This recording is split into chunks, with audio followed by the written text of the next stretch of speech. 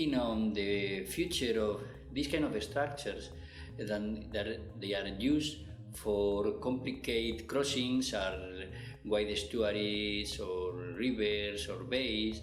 We can consider that there are many of them already built in the near past, and there are a set of them going on in different places. For instance, in between Asia and Europe, in Istanbul, there are 2 bridges going built currently. We have in the UK, near Edinburgh, the Queensferry crossing. We have the Chacao Bridge in Chile.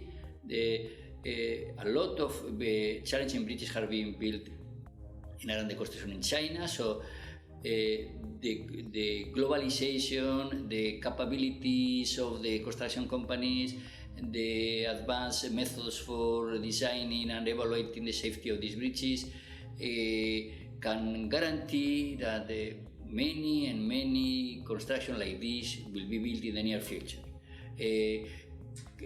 creating a kind of recreation of the shape of our planet in terms of what continents are separated, what continents are linked. So a new geography of the Earth can be created for all these crossings. There is another interesting issue which is not related to the long span but other kind of bridges, which is the idea of use innovative materials. So far, for bridges, steel or concrete were the materials used for the construction. But what happened with composites?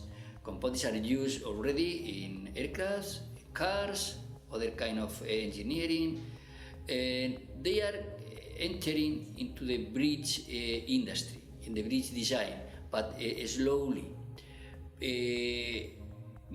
But in pedestrian bridges, which are very fashionable these years, can be very efficient. For instance, the use of carbon fiber cables instead of steel cables can allow to produce a slender structure or new typologies for pedestrian bridges.